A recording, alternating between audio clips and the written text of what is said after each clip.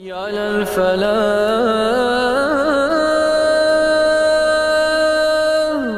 حضرت عبداللہ بن مسعود رضی اللہ تعالیٰ عنہ، اور ان کے بارے میں آپ جانتے ہیں کہ یہ السابقون الاولون میں سے ہیں۔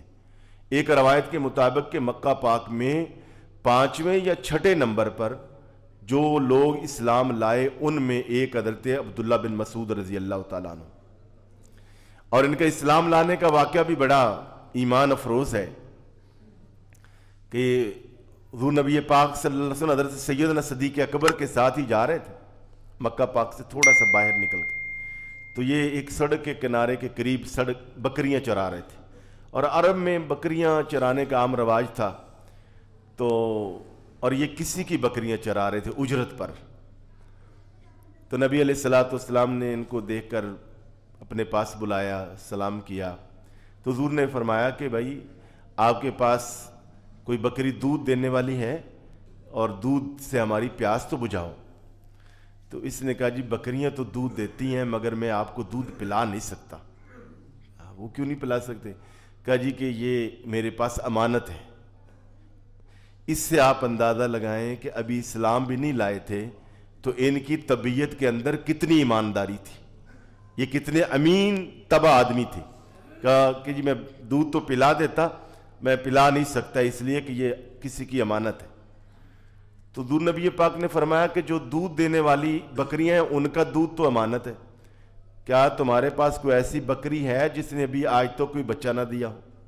مراد یہ کہ جو سوئی نہ ہو، جس نے جنم نہ دیا ہو، دودھ دینے والی نہ ہو۔ کہا جی ہاں وہ تو ہے۔ فرمایا وہ لاؤ۔ اب ظاہر ہے کہ اس کا تو دودھ امانت نہیں نا، وہ تو دودھ دے ہی نہیں رہی۔ حضرت سیدنا صدیق اکبر کہتے ہیں کہ وہ بکری قریب لائے، حضور نے اس بکری کے تھنوں پر دست رحمت رکھا، ایسے ہاتھ پھیرا، اور سیدنا صدیق اکبر کو کہا کہ ان کو تھوڑا آگے لے جاؤ، ادھر لے جا کے اس کا دودھ نکالو۔ ایک تھن سے حضرت سیدنا صدیق اکبر کہتے ہیں کہ اتنا دودھ نکلا کہ میں نے بھی پیا، نبی علیہ الصلوۃ والسلام نے بھی پیا، اور ہم نے عبداللہ بن مسعود کو بھی دیا، اور ہم سب جو ہے وہ سیر ہو گئے تینوں کے تینوں، تو ابھی برتن کے اندر دودھ باقی تھا۔ جب یہ ایمان افروز واقعہ دیکھا اور نبی علیہ الصلوۃ والسلام کا معجزہ، قدرت الہی کا کرشمہ دیکھا نا، یہ کوئی معمولی آدمی نہیں ہے۔ تو کہا جی یہ کیا؟ تو جب حضور نے ایسے ہاتھ پھیرا نا تو کچھ پڑھا، تھوڑا سا پڑھا۔ کہا یہ آپ نے کیا پڑھ کے ایسے ہاتھ پھیرا تھا کہ بکری نے تو دودھ دے دیا، تو ابھی اس نے بچہ ہی نہیں دیا؟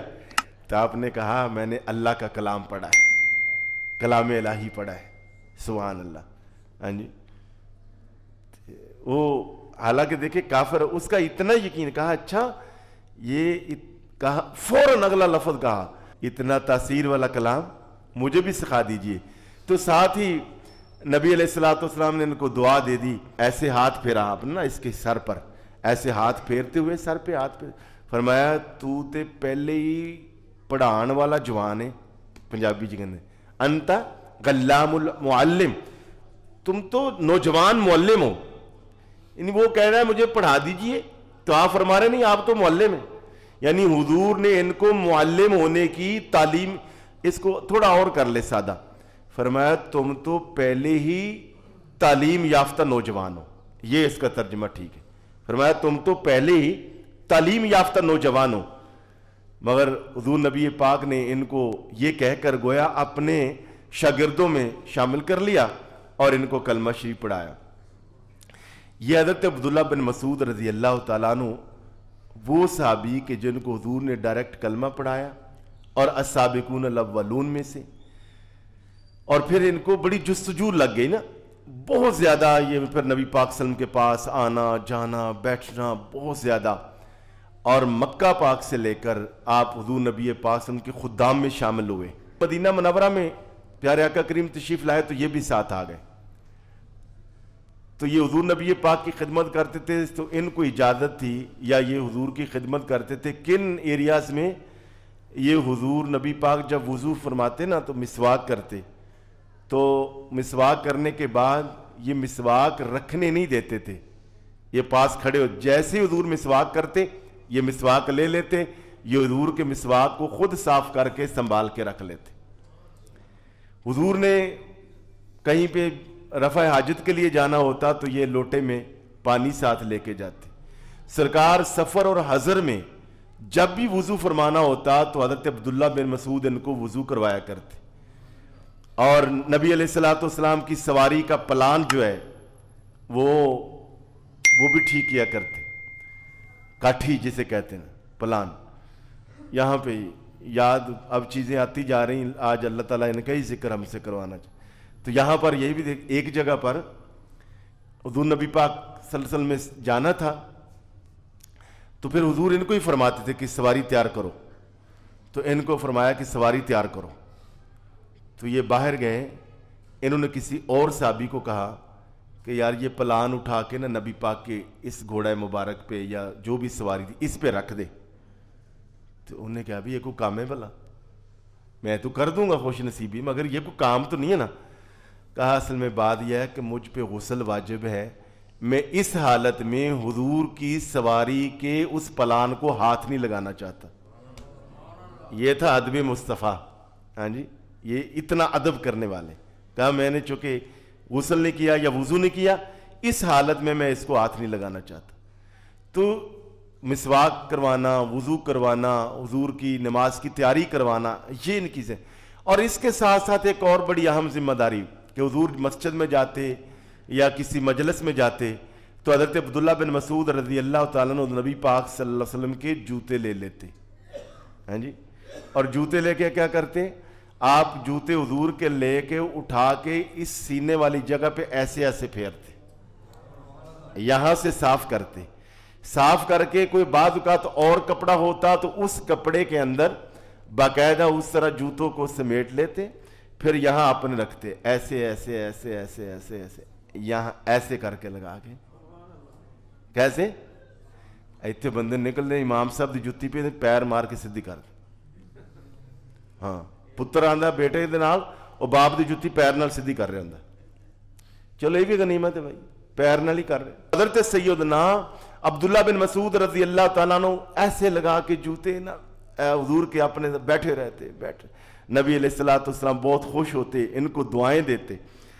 آپ فرماتے ہیں کہ میں نے 70 قرآن مجید کی صورتیں ڈائریکٹ نبی پاک سے سیکھی ہیں. 114 صورتوں میں سے 70 براہ راست حضور سے سیکھی ہیں. اور میرے آقا کریم سے تو کسی نے بسم اللہ سیکھی ہو تو اس کا مقابلہ کوئی نہیں ہے. تو جس نے 70 صورتیں نبی پاک سے سیکھی ہیں اس کا مقام کیا ہوگا. اور صحابہ کہتے ہیں مدینہ منورہ میں نا ایک عرصے تک ہم یہ سمجھتے رہے آپ کا حضور کے ساتھ اتنا آنا جانا تھا, اتنا آنا جانا تھا, گھر کے کام خدمت ہر وقت گھر میں آ رہے ہیں جا رہے ہیں, حضور کی مجلس میں سفر میں. مدینے والے کہتے ہیں ہمیں کافی سالوں بعد پتہ چلا کہ آپ حضور کے خاندان سے نہیں ہیں.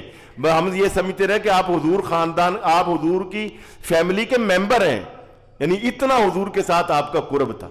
یہ حضرت سیدنا عبداللہ بن مسعود. اب آپ کو اندازہ ہو گیا اس گفتگو سے کہ معمولی صحابی نہیں, عالم فاضل صحابی, فقیہ صحابی, حضور کا اتنا قرب پانے والے صحابی. سنیے درود پاک کے بارے میں کیا کہتے ہیں. کہتے جب میں نے درود پاک کے بارے میں حضور سے جو سنا ہے اور جو میں نے درود پاک کے مشاہدات کیے ہیں, جو درود پاک کی برکات میں نے دیکھی ہیں, اور جو درود پاک پڑھنے پر اللہ کا نور رحمت نازل ہوتی ہیں, فرمایا اگر یہ نماز, یہ روزہ, یہ اذان, یہ تکبیر, فرمایا اگر اللہ کی طرف سے فریضہ نہ ہوتا, یعنی اختیاری مضمون ہوتا, لازمی نہ ہوتا, اختیاری ہوتا, بھی کرو نہیں تو نہ صحیح, جیسے نفل ہے پڑھ لو تو ثواب ہے, نہیں پڑھو تو مواخذہ نہیں. فرمایا اگر یہ اختیاری مضمون ہوتا, اللہ کی طرف سے فرائض عائد نہ کیے گئے ہوتے, فرمایا میں عبداللہ بن مسعود ساری زندگی ہر وقت صرف نبی پر درود ہی پڑھتا, درود و اسلام کے علاوہ میں اور کوئی کام کرتا ہی نہ.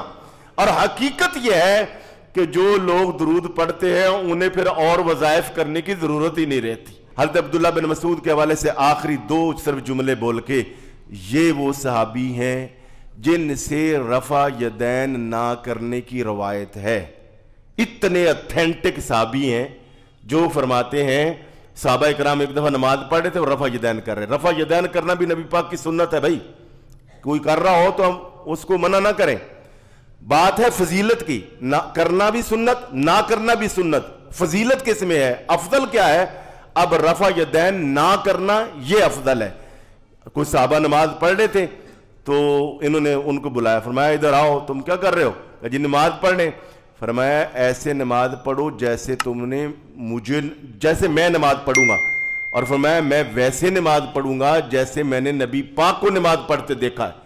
سفر حضر کے ساتھی جو ہیں وضو جو کرواتے ہیں، تو صحابہ کہتے ہیں حضرت عبداللہ بن مسعود نے ساری نماز پڑھی مگر آپ نے ایک ہی مرتبہ رفع یدین کیا، یعنی تکبیر اولا کے موقع پہ ایسے کیا، اس کے بعد پھر پوری نماز میں آپ نے ہاتھ نہیں اٹھائے۔ تو یہ روایت نماز کے حوالے سے آپ ایک ہے نماز کی فضیلت، وہ اور صحابہ سے بھی ملے گی، مگر نماز کی ایک ہے کیفیت کہ نماز پڑھنی کیسے ہے، اس کی ادائیگی کیسے ہے، کھڑے کیسے ہونا ہے، رکوع کیسے ہو، قیام کیسے ہو، یہ جو کیفیت ہے اس حوالے سے جو اتھارٹی ہیں وہ حضرت سیدنا عبداللہ بن مسعود رضی اللہ تعالیٰ۔ تو حضرت عبداللہ بن مسعود رضی اللہ تعالیٰ عنہ دو چیزیں فرماتے اگر نماز روزہ یہ ساری چیزیں فرض نہ ہو تو میں ساری زندگی ہر وقت درود ہی پڑھتا رہوں۔ اور دوسرا یہ وہ صحابی حضرت عبداللہ بن مسعود رضی اللہ تعالیٰ عنہ جن سے یہ حدیث مبارکہ ہے کہ آپ نماز کے شروع میں رفع یدین فرماتے تھے، بعد میں نہیں فرماتے تھے۔ مگر میں پھر کہوں گا کہ اس کا یہ معنی نہیں ہے کہ بھئی جو رفع یدین کرتے ہیں نہ ان سے نفرت کی جائے، جو نہیں کرتے نہ ان سے نفرت کی جائے۔ میں یہ بھی سمجھتا ہوں کہ یہ دونوں نبی پاک کی سنتیں ہیں۔ اللہ تعالیٰ نے اپنے نبی کے ساتھ نسبت رکھنے والی کسی بھی چیز کا خاتمہ نہیں ہونے دینا۔ ذرا اس فضیلت کو بھی دیکھیے، وہ کہیں دی ڈیوٹی لاتی تو ہی پڑھو، کہیں دی کہا تو ہی نہ پڑھو، لہذا ان کا اختلاف ہے یا جو مرضی ہے۔ اللہ کا سسٹم یہ ہے کہ میرے نبی پاک صلی اللہ علیہ وسلم نے جو بھی امر کیا ہے وہ دونوں طرح قیامت تک جاری رہے، مگر فضیلت کس میں ہے کہ رفع یدین کے بغیر نماز پڑھی جب آخر دعوانا رب العالمین۔